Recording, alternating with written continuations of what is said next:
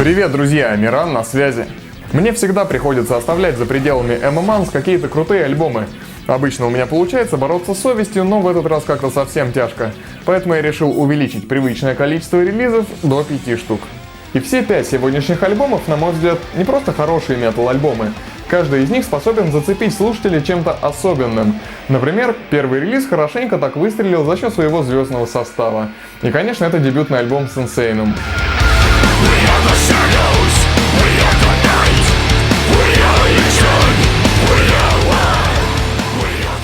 В музыкальной среде есть такое понятие, как супергруппа. Это когда известные и успешные музыканты из разных проектов образуют новый коллектив. Таких примеров на самом деле очень много, но составы некоторых из них просто поражают. Мне было бы трудно представить Джой Джордисона из Slipknot, Фредерика Леклерка из Dragon Force, Атилу Чихара из Mayhem в составе одной группы. А если бы мне сказали, что с ними будет петь Шон Заторский, вокалист моих любимых Дав, то я точно не поверил бы в возможность такого расклада. Но тем не менее, все эти люди и парочка других не менее крутых ребят высекают в составе Senseinum. И высекают они внезапно годнейший лютый Black Death с элементами трэша и грува.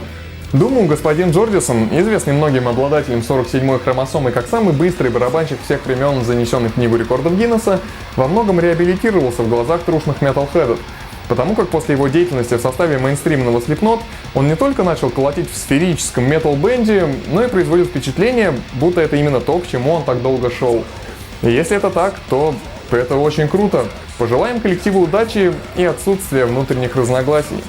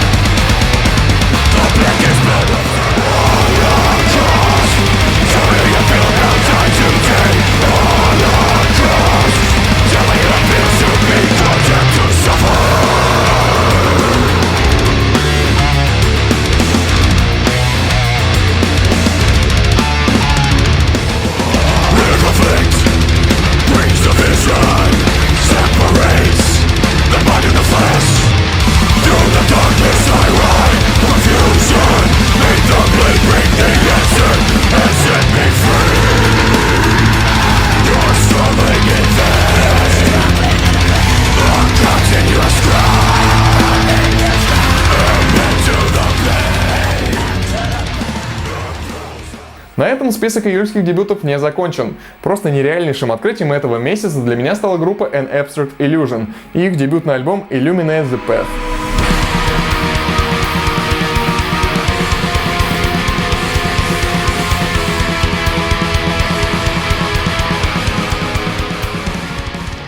Группа An Abstract Illusion напомнила мне Ages, про которых мы говорили в одном из прошлогодних выпусков MMANS.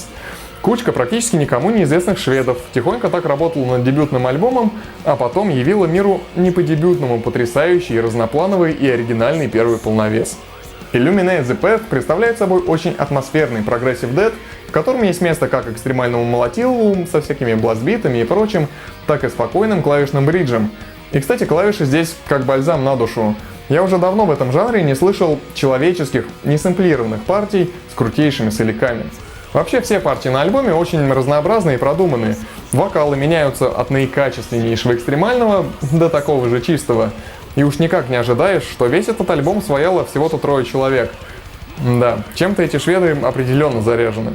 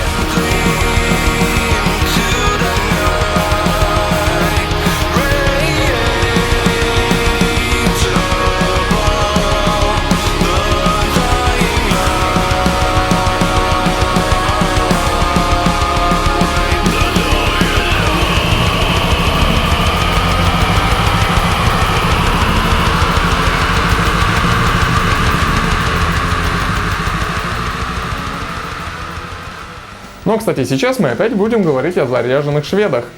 Меня часто просят сделать выпуск про Дана Сувано, но пока что по определенным причинам я к нему так и не приступил. Но не смог обойти стороной его новый альбом The Northern Sanctuary в составе Witherscape.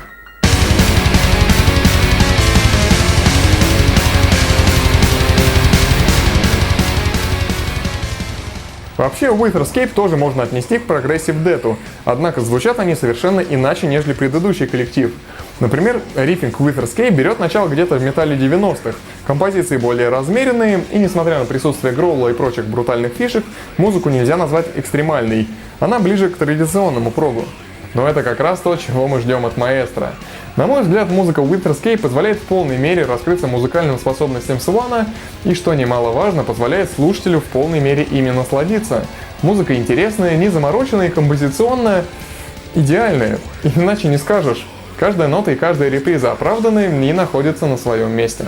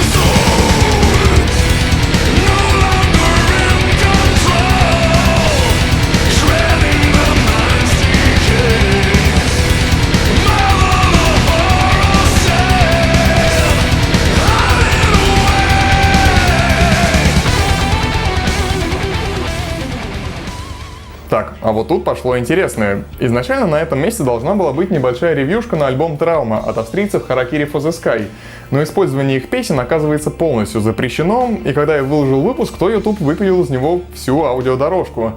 Конечно, музыканты имеют к этому посредственное отношение, и такая правоохранная политика распространяется на их треки по инициативе их лейбла с ироничным названием Art of Propaganda.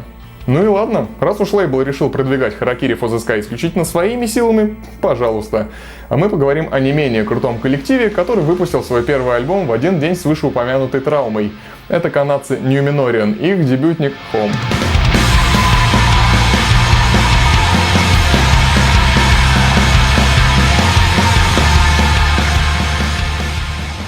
Проект Numenorian появился 5 лет назад и изначально состоял из двух человек – братьев-близнецов Байрона и Брэндона Лемли. В прошлом году они таки добрали остальных музыкантов, и вот в июле наконец выпустили дебютный полноформатник с внезапно спокойным названием Home и обложкой, которая стала предметом довольно ожесточенных споров. Так почему же Numenorian, который позиционирует себя как пост-блэк без сильной тяги к депрессив-блэку, решили украсить обложку дебютника мертвой маленькой девочкой?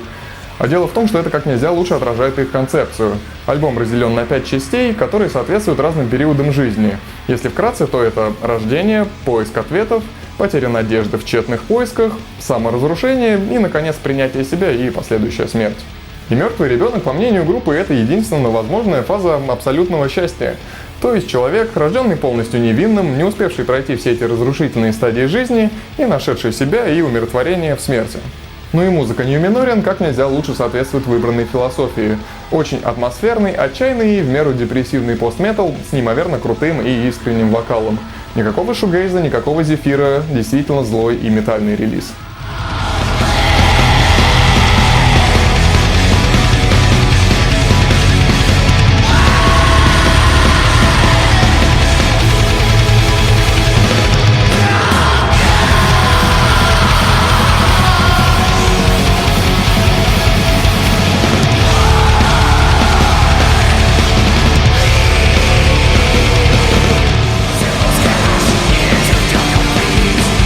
Always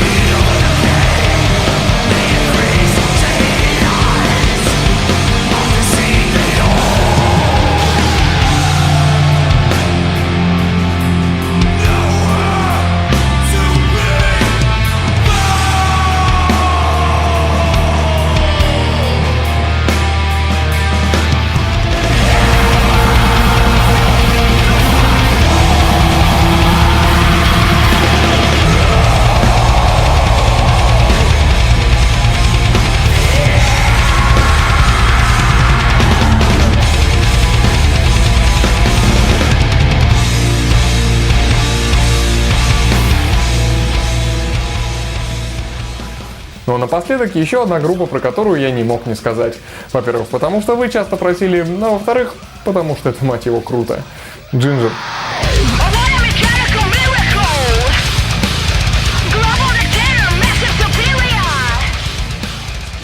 Ginger — это украинский музыкальный феномен, активно завоевывающий европейскую метал-сцену, а ведь в июле у них вышел только второй альбом King of Everything. Хотя и до его выхода было понятно, что они всех нагнут. Предшествующие релизу клипы небезосновательно заполняли наши с вами фиды. А причина их крутости, я думаю, кроется в неистовых стараниях, которые музыканты пустили в свое дело. И в вовлеченности, которая позволила сделать второй альбом по-настоящему взрослым и фирмовым. Ну еще в вокале, да. Вокал просто вышка. King of Everything представляет собой прогрессив металкор, какого я давненько не слыхивал. Действительно тяжелый и по-настоящему прогрессивный, с интересными размерами и все в этом духе. И лично для меня он стал рубежом, после которого можно смело говорить: Ginger не просто так собрались подняться на популярном музле, они делают свою музыку и носят лавры более чем заслуженно.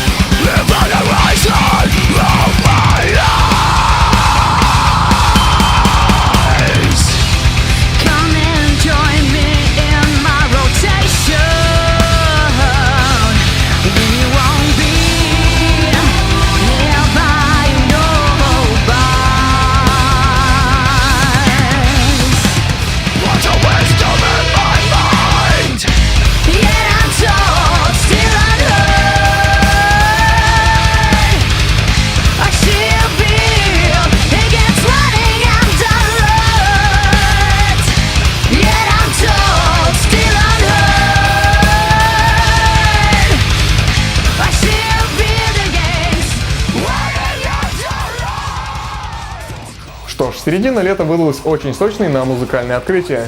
Если вас что-то заинтересовало из нашего июльского списка, то поддержите музыкантов, купив их альбом или сделав репост этого выпуска к себе на страницу. Старания музыкантов должны быть оправданы как минимум расширением аудитории. А если ваш топ июльских альбомов выглядит иначе, то делитесь им через предложку паблика Metal Music Madness ВКонтакте. И нажмите вон там лайк и подпишитесь на наш канал, и ваш плейлист получит неиссякаемый источник обновлений. С вами был Миран. До связи.